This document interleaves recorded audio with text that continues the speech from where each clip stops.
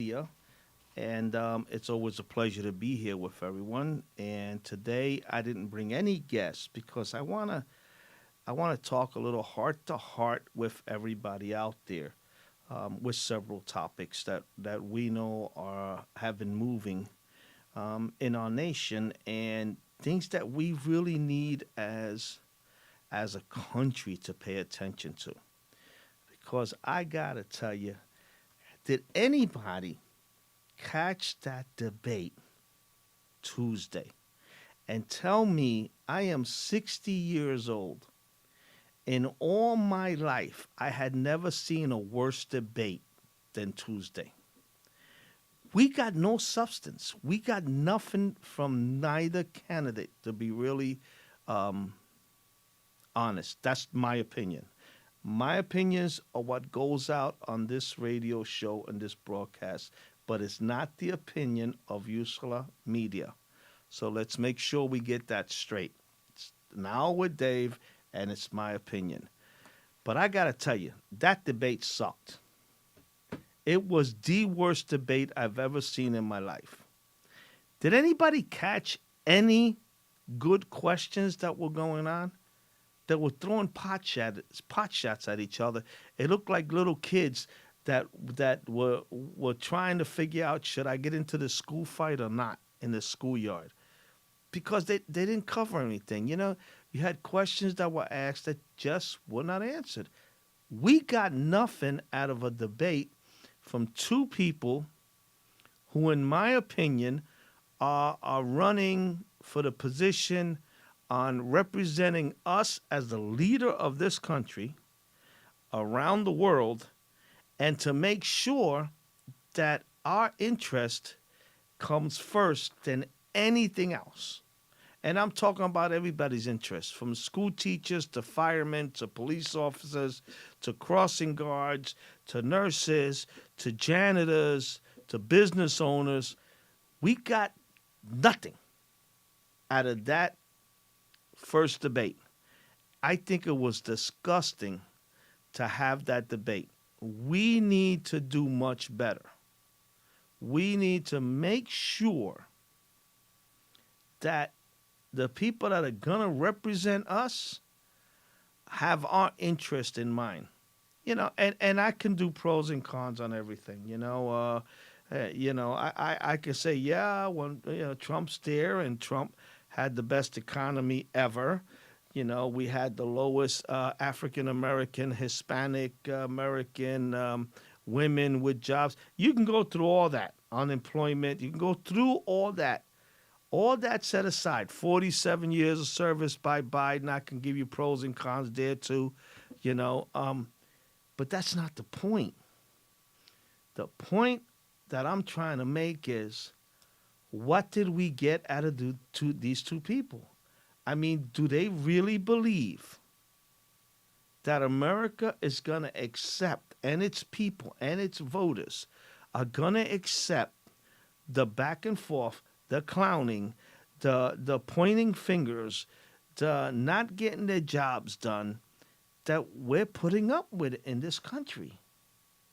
These two guys are running for the highest position in the country. Yeah. Biden tried to get this position, I don't know, 2, 3 times already and failed. Cool. Keep trying. Um, Trump was never, wasn't a politician, and he's very raw in the way he talks. Cool. But we got nothing out of that debate. There were several questions that I really wanted to know what was happening. Who is, for example, which one of them is for defunding the police? Okay? We know Trump says he's for the police. Then Biden wouldn't answer the question. We can't do that. You got to get a moderator, and then every time he tried to go say something, they were interrupting each other. That doesn't work. The moderators are supposed to say, yo, that's enough. The man's got to answer the question. Don't let a person dodge a question. When you ask Trump, are you going to denounce the KKK You should have made him answer the question. When you asked Joe Biden, are you going to stack up the Supreme Court to make it one advantage over the other party's advantage? You should have made him answer. When we talked about fracking, we need to know what these two guys are going and going not to do. What's their plan? That stuff, I'm not going to answer that right now, and I'm not going to, no, and no interruptions, and if we have to, maybe you need to shut off the mic and the light on that side of the building or that side of the podiums to assure that they're not going to keep interrupting each other. But as adults, we need, come on. This is a very important election. There's some serious things happening in this country. And we can't accept that we're going to have two individuals in front of us, and we don't even know if they're going to face off each other again. I mean, we got voting going on in the country already. I don't know how many of you are aware of it, but there's places already voting. There's absentee ballots being turned in. There's voting ballots being turned in. There's a lot of confused people. Are the polls going to be open completely? Are they not? Is it going to be partial? How does it work? What if you vote on the ballot? How are we going to secure the ballots being checked? How are we going to secure the ballots? Who's checking? Where's the check boxes? There is so much that we're taking for granted. And you know what? Both sides know that we're taking it for granted, and both sides, one way or another, is using us like pawns in a chess game. Long as the king and the queen don't get hit, let's sacrifice all the little people. And you know what? Who the pawns are? Us. The working class. The senior citizens.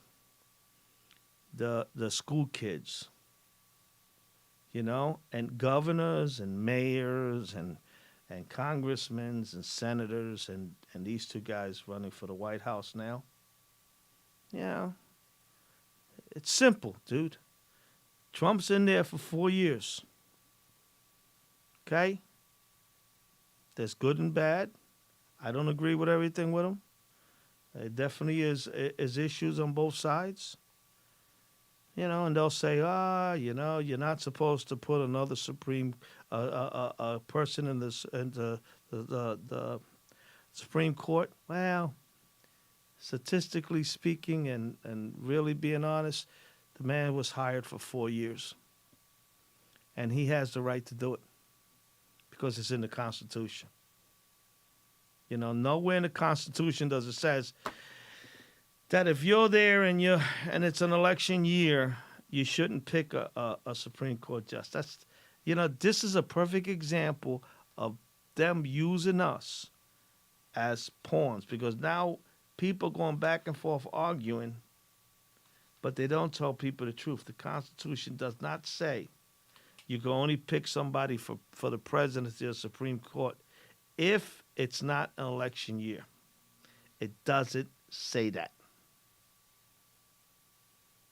But again, instead of getting to the issues of things,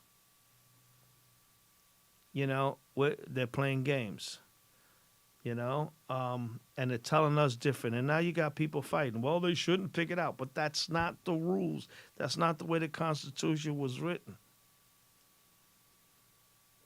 And just to see if anybody knew, I randomly went out there and asked people in the supermarket, on the corner.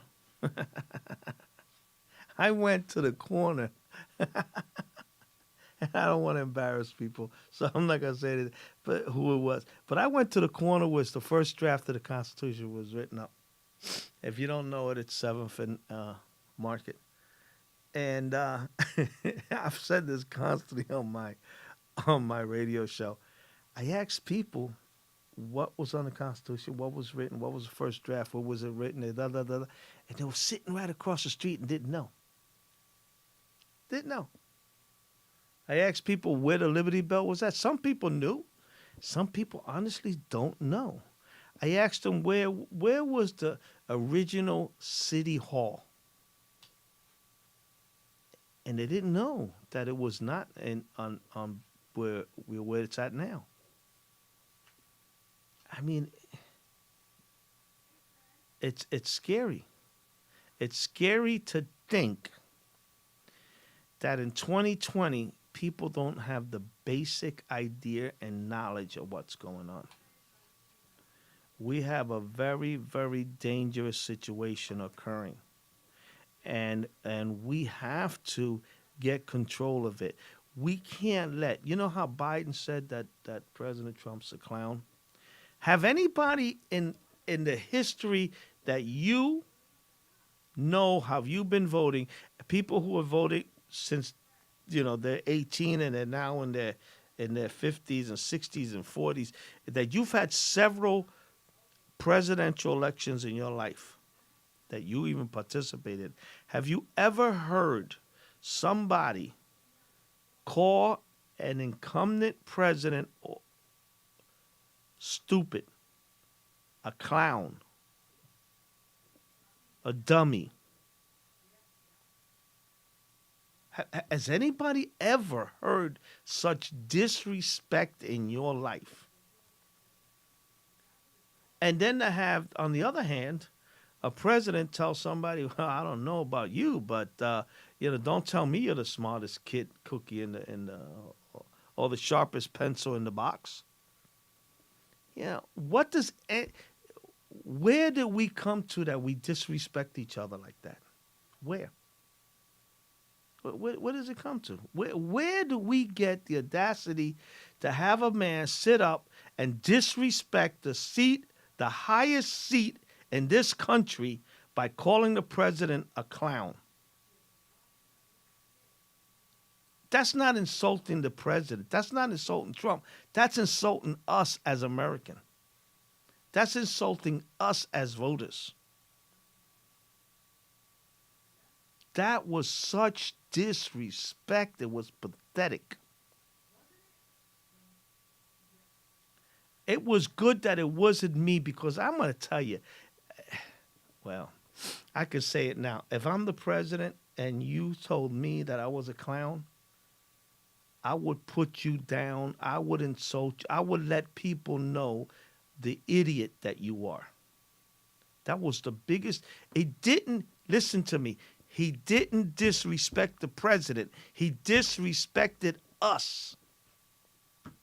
Us, the American people. He disrespected what we hold dear to us. Irregardless how you feel when a Democrat's there or a Republican is in that seat, it's that seat that you disrespected. And I hope that somewhere along the line, this message gets to Joe Biden, that what you did was very disrespectful to us, the American people. You do not get up and insult the highest seat we got. And that's not freedom of speech. So don't play that, because I'll call you a super clown if you try to tell me that that's freedom of speech. Because that was pure ignorance. That's what that was. And you don't deserve the seat if that's the way you're going to treat people. If he disrespected that seat, the highest seat we got, he's going to disrespect every single voter that's out here. He's going to disrespect no matter what you are. He's going to use you, he's going to chew you up, and he's going to spit you out. Because he didn't have the respect for that seat. Could you imagine what half this country did if Hillary was in that seat and somebody called her a clown? Or if somebody in that seat, or say Romney that was running against Obama. Could you imagine if Romney called Obama a clown? What would have happened? Would you not have felt insulted? I know I would have, and I'm a Republican. I would have felt highly insulted if Romney would have called Obama a clown. I would have flipped out. But nobody is saying anything in the media about that disrespect. So I'm going to tell you, Biden, you are very disrespectful. And in my eyes, if there was an award or a museum for Clown of the Century, I'll put you up as one of the candidates for this year because you were very disrespectful. Not to Trump, to me. You insulted me and you insulted millions of voters out there acting that way.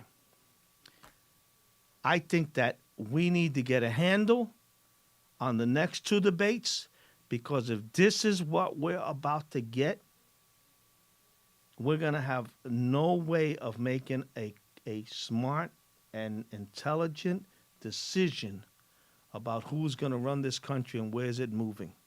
We got serious problems going on. We got a pandemic going on. We have we need to get our jobs back in. We got to open up our country. Our schools are a problem. There's some serious stuff going on, and it didn't start with this president. So the school system sucking in this country, don't even try it. It's been going on for a long time. Social Security not working out, don't even try it. It's been going on for a long time. Letting all our medications and everything going overseas to China, this didn't happen in 3 years. It happened in 40 and 50 years. So don't even try it with me because if you are, I'm going to tell you you're an idiot. And I'm going to prove it to you. We're going to get ready to take a break.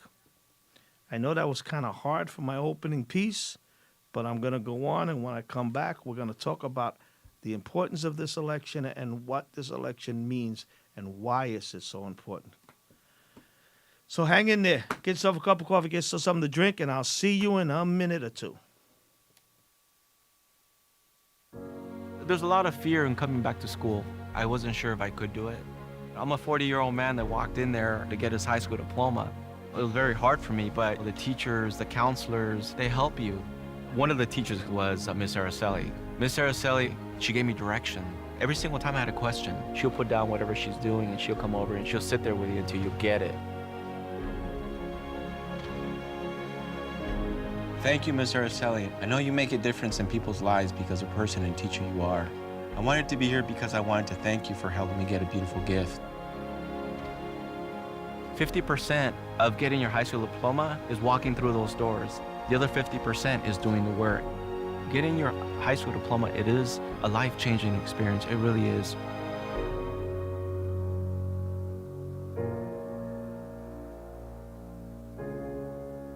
Find free adult education classes near you at finishyourdiploma.org.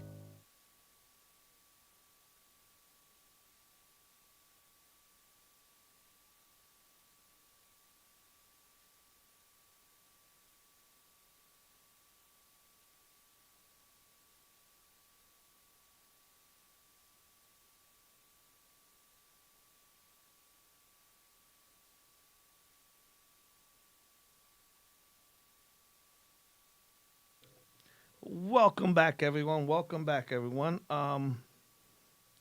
So to key off and ending on my piece there, I think that debate was horrible, and in the future, we need to do something different about these debates. We cannot accept this to go downhill and going in the direction that our politics are going and our dirty politics because, man, we got some serious crap going on around here. And this just it's not good. It's not good. So I want to tell you, on the election on November 3rd, we have to think about the future. Okay? And this is why I didn't have a guest on this one today, because I wanted to kind of get things off my chest and off of the chest of some of the people that came to me and said, man, this is embarrassing. Professional people and layman's people, and they're embarrassed on both sides, Democrat and Republican. They're embarrassed. They're embarrassed of what's happening in this country, man. And the politicians in Washington, you know what? I hope people out there who are intelligent enough to say, I don't care what your personal things are. When it comes, you're going to Washington to do a job, and you should do it. And November 3rd, which is my second piece that I'm coming in, you need to go in, and let's say you're a mother of 3 kids, okay? And let's say you're working, and there's no daddy around. I mean, he could have died. He could have, been away. He could be overseas. Whatever the reason may be. If you're at this time bringing up 2 or 3 children by yourself and you're working, and the schools are closed, wow. You know what? I love my mom. I loved her, man. I would do anything for my mother. But I'm going to tell you, a mother's job is the hardest job I could imagine in the world. From the time you were first formed, from the time you were nothing but a speck in her stomach, okay? And she started to carry you for 9 months. From that time on, to me, a mother's job is the most sacred thing in the world, because I don't care how big and bold of a man you are, you can't give birth. You just can't, no matter what you do. You can't. You could think you're the baddest person in the world, and you could fight in the octagon. You could be a big bad soldier. You could drive the biggest trucks, but you're not going to give birth. That's only one, and that's a mother. A mother's always going to be there. Your mother's going to be your best friend. Your mother's going to be the first woman, if you're a man, that you fell in love with. It will be your mother. So if you're a mother and you have 2 kids or 3 kids, even 1 kid, and now the schools are closed, and you have no way of supporting a teacher or tutor to come in to make sure the kids are doing okay while you go to school, while you go to work, you got a problem. How about a mother who for whatever reason didn't finish high school, and she's in her 30s now or 25 now? Yeah, I mean, I look at kids' mathematics now. I'm lost. I'm really lost.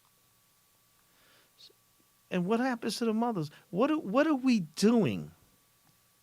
We're gonna grow 2 and 3 and 4 generations of idiots? Who are we gonna blame? They're gonna be dependent on what? The taxpayers that do make it? Dependent on the government? You just went out and gave every family an iPod or a laptop or whatever you gave them, a tablet. Seriously? What happens after that? What happens to the mothers that can't? Or when they're home with 3 kids and they got to take care of home, dude. But we got people fighting. What if we get sick? What about the teachers? What about the unions? What about this? What about the kids that you're creating and they're not? We have the worst. I think and I brought this up before, I think we're like 36 in the country in the world when it comes to education, if not worse. What do you think we're going to be at the end of this school year and the next? How many people who are struggling to graduate now, struggling to really understand where their math is and their science is and blase, how do you think they're going to make out in school? You think they're going to be bored? Are there any checks and balances to see that they're doing their work? Yeah, we got a problem. We got a problem. We got a problem with our school system. You know what? I wonder how many teachers in all types of schools, Catholic schools if they're closed, charter schools if they're open part time or they're closed, public schools obviously. Them teachers that have children, I wonder where their kids are going and how they're coping with it. I bet you them kids are not sitting at home. Some of them, I bet you a lot of public school children, kids are in private schools that are open. So your kids are growing up to be stupid. Their kids are going to keep going on their education. So these are the things that are important in this education. Okay? We came to a rude awakening with this pandemic. And this is again something to think about on November 3rd. We discovered that while we were sleeping and thinking that our congressmen and senators and presidents prior to Trump, were looking out for us, both Republican and Democrats. And here we found out that we weren't even making antibiotics here. It was all being done in China or elsewhere. No nuclear medicines, nothing. And we're so petty that we're fighting each other while they were giving up our stuff overseas. And then a pandemic hit, which happened to be, it's weird. It happened to be the pandemic came from the very same people or government that controls all our medicine, medical equipment, etc. Wow. Talk about getting caught with our pants down. They didn't even have to throw a bomb at us. There was no war. They unleashed a pandemic. Do we want to let Congress, who's been there all this time, people in 10, 15 years, 5, 10, 15, 20, 30, 40 years, 47 years, Biden was a senator. So how many, if anybody, and I'm going to do the research for next Thursday, how many people in Congress and what's the years that they've been there? How many have been there between 1 and 5? How many have been there between 1 and 10 and so forth? So that we can get an idea of how long has we had, while we were sleeping, had them doing what they were doing and giving up our security, because giving up the idea of companies and our medications and our surgical stuff and all not being produced here anymore, that was the worst thing that could happen. Because if this pandemic was worse and we didn't manage to get our hands around it, and we don't have it completely now, but thank God we have something going on. You realize what could have happened to us? And every one of them people that's sitting in Congress today and in the Senate, all these years, let everything go overseas. Every single one of them.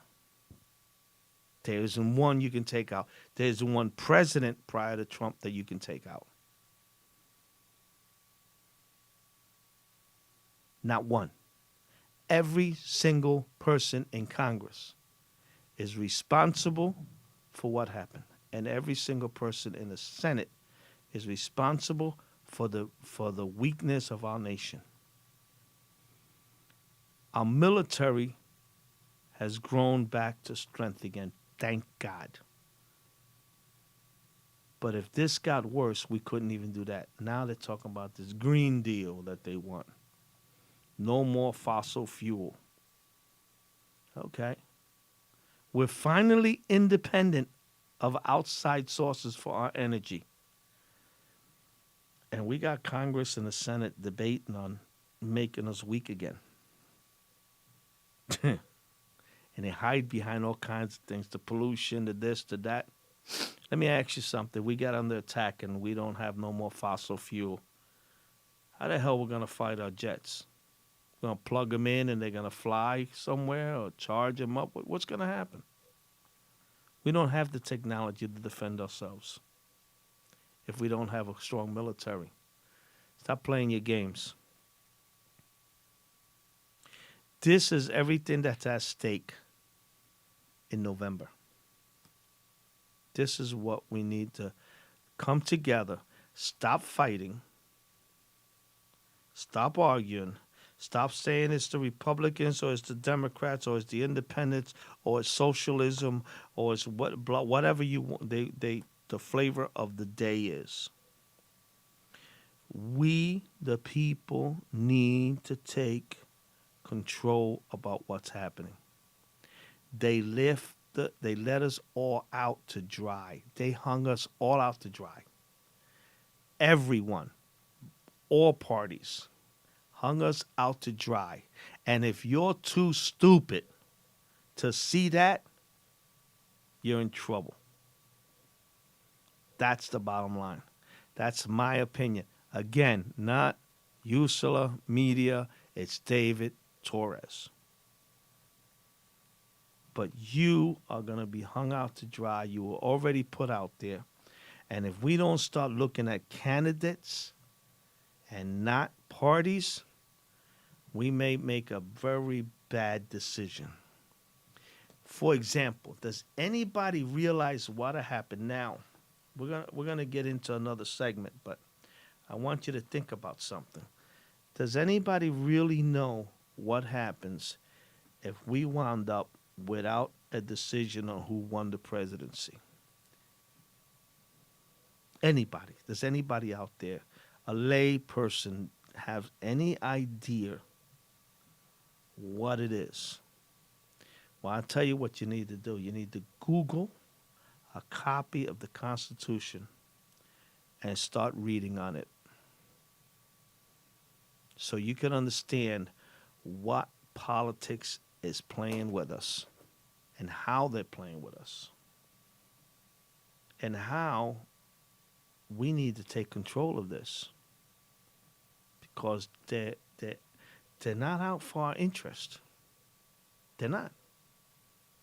They're playing games. Washington, he called Trump a clown. And if you're going to put a new museum up, I think we should put him right next to the Hall of Congress. And just take all of them and put them over to the Hall of Clowns. Because they really did a number on us. They did a horrendous number on us. It's despicable. It's dishonest. And your kids are in trouble. Do you hear what I'm saying? Your kids are in trouble. Your country is in trouble. If you've been there for all them years and you allow this to happen to us, you don't deserve to be there, man. I wonder if we should start thinking about criminal charges on Congress. Because they left that back door open so wide, playing their political games year after year after year, election after election after election. And look where we're at. How many people are dying? How many people are sick? What's happening to our economy? What's happening to everything else? We had the strongest damn economy we've had forever. And then the pandemic hit. And you think that's a coincidence? No, it's not a coincidence. And you need to seriously pay attention to what I'm telling you today. November 3rd is around the corner. Are you going to walk up to that election booth and have them tell you, this is who we're pushing today? SpongeBob, Miss Santiago, and I don't know, the Three Musketeers, and you're going to go in and push SpongeBob, Miss Santiago, and the Three Musketeers because that's what they told you to do. That is where our elections are at. They're telling you what to do. You're supposed to look, realize, check out the opponents, and pick the best qualified person. Not because I'm a teacher, I got to go what the teachers union say. Not because I'm a carpenter, I got to go what the carpenters union have to say. Not because I'm a police officer, I got to go with what the FOP says. No. And by the way, defunding police is a joke. Don't do it. I'll see you in a minute.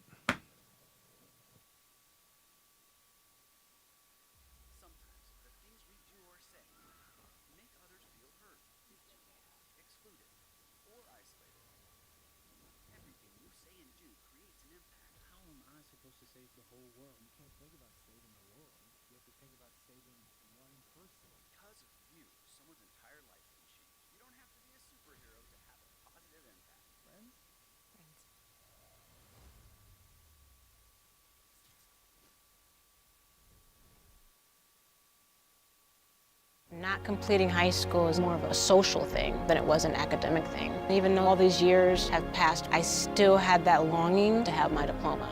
I have a mentor, and she convinced me to continue my education. No one receives a diploma alone. If you're even considering getting your high school diploma, go get it. You can do it. Find free adult education classes near you at finishyourdiploma.org.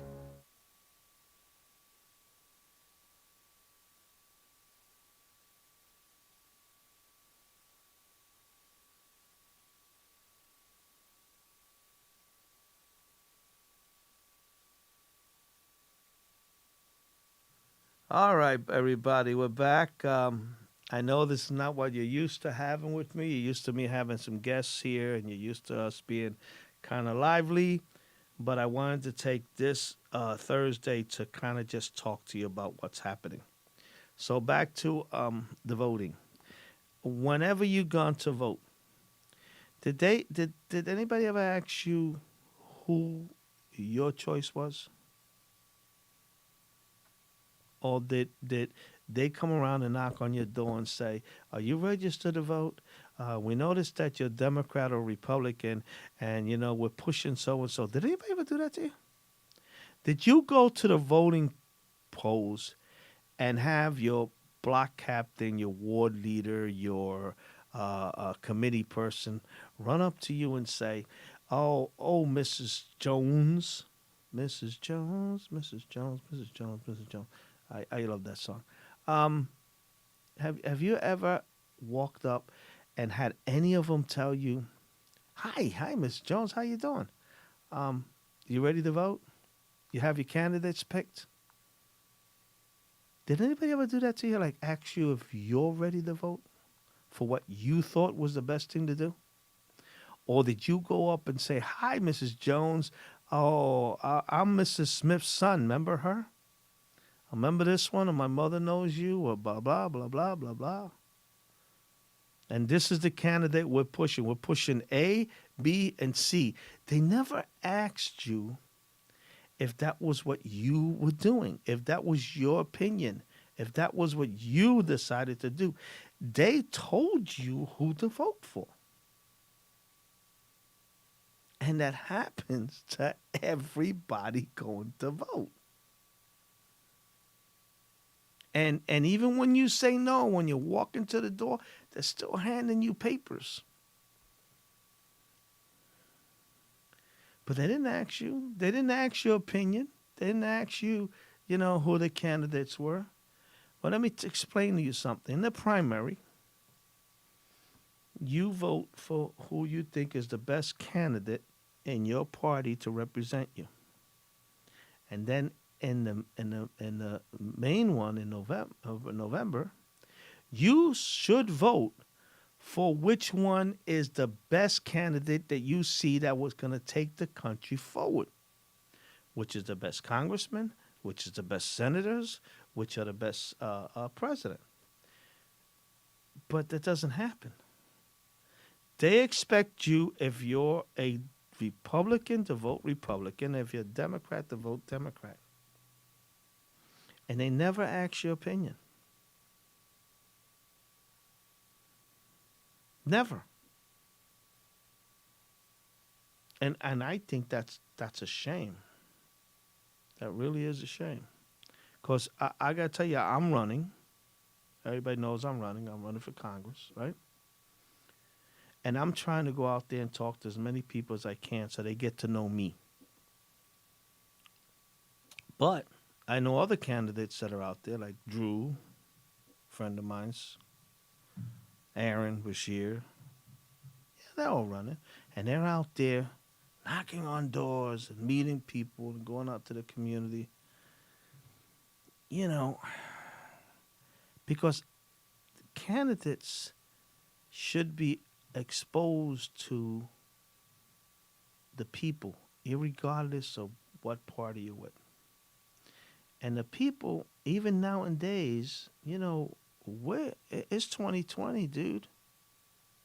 Anybody can get information on anybody. And you should be researching to say, okay, this guy wants to keep the schools closed. This guy wants to open it. And I have 3 kids and I can't help them because I did whatever. I'm working, I dropped out or whatever. It's only me. I can't handle 3 kids in a school period of time and handle home or one is sick and blah, blah, blah, blah. Okay?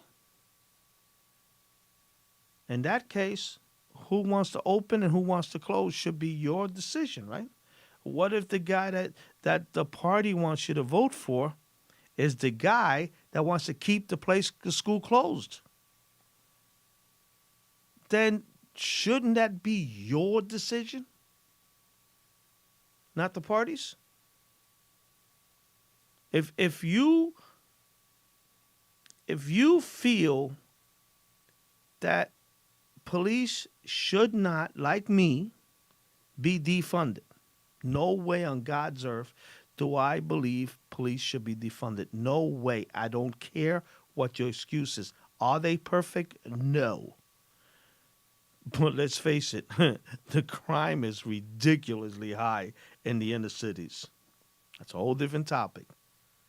But if you don't feel that you don't want to be able to pick up that phone and dial 911 and get some kind of help to you, why should some party come up to you and tell you that we're going to back this candidate, knowing that that candidate is going to be for defunding police one way or another?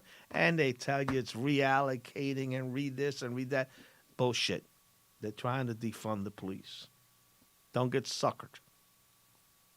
So if security is an issue for you, then you should get a piece of paper and you mark it down, and on the side of it you put what are the top things you think is responsible. I just mentioned school, and then I send in safety, right? And then it could be Social Security, all right? And then you put both candidates' names there for each seat that they're running, and you should have a checklist that says, okay, which one wants to keep schools open, which one wants the schooling, so that's one of your votes. Which one wants to defund police and which one don't, that's another vote. Which one wants to support Social Security and make changes to which one, that's another vote. And then you look at the list and you say, candidate A, he ain't meeting my needs. Candidate B is meeting my needs.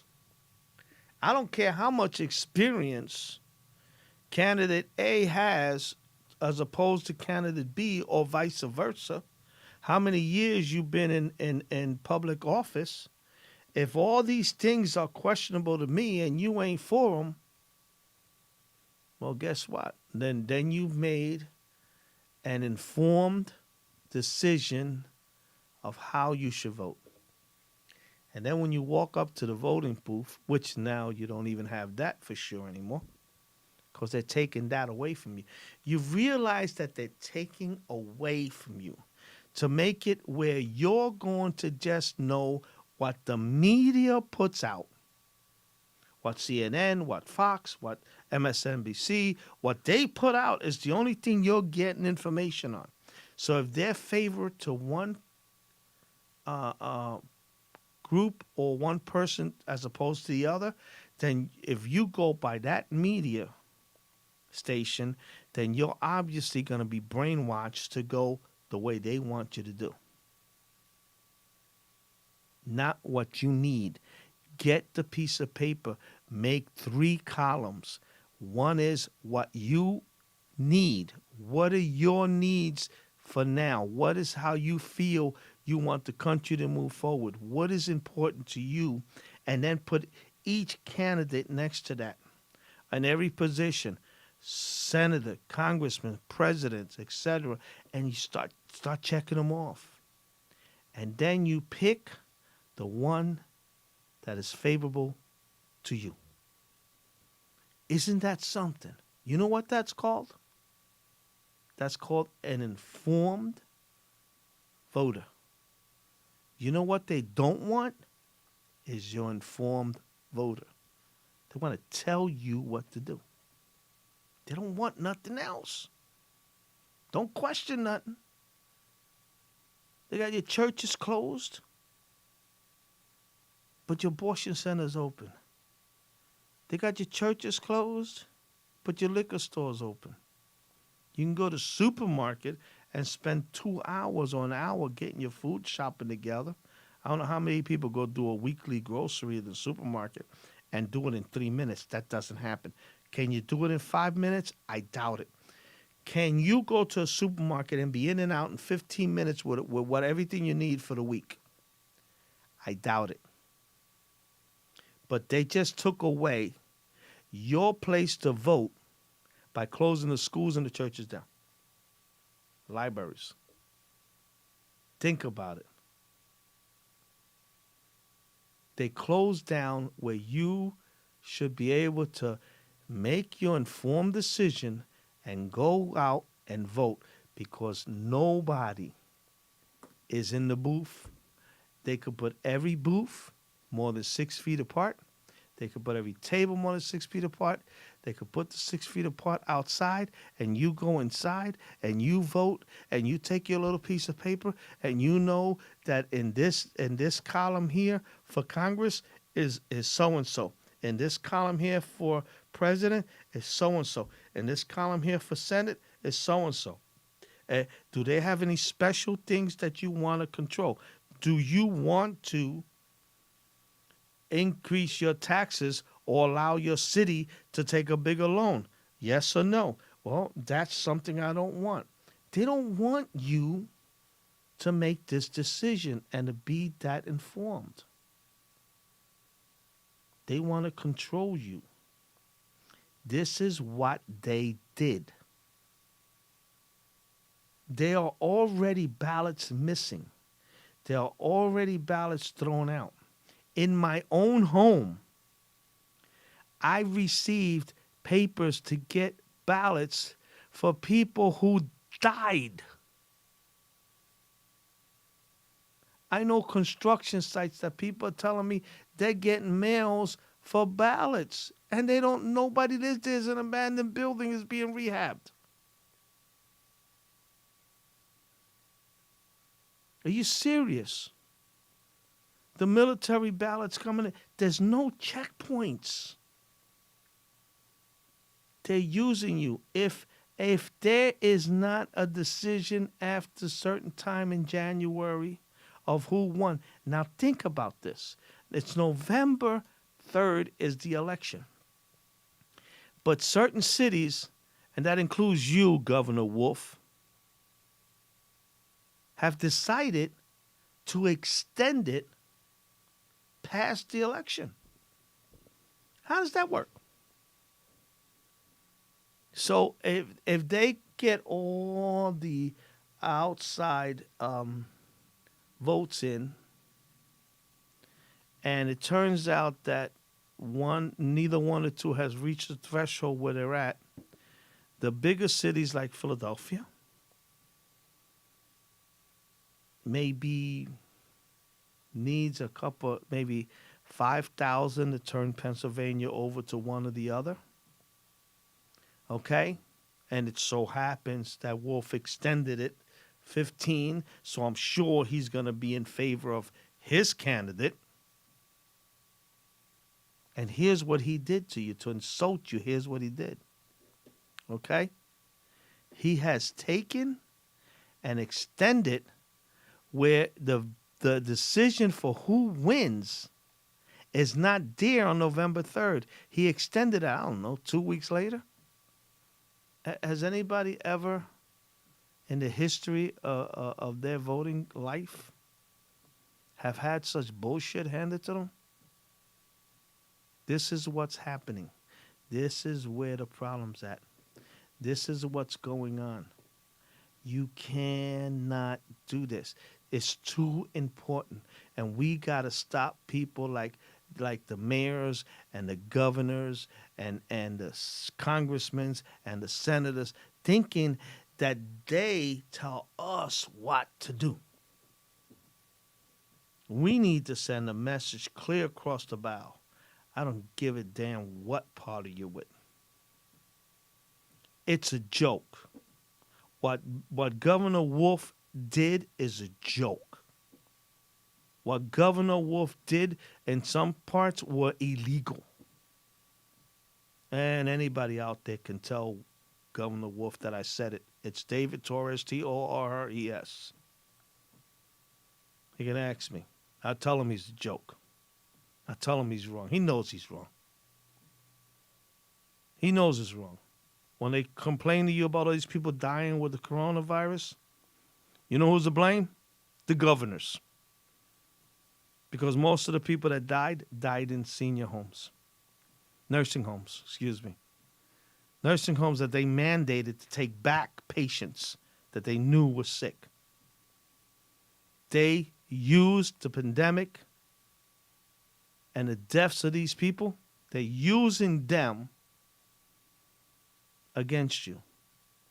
They purposely left you not being able to go see your parents. Purposely. You know, I'm going to tell you, I'm a Latin man. You tell me I can't see my mother, I'm going to tell you to go. I'm going to see my mother. And if she was in a nursing home, I'm going to take her home.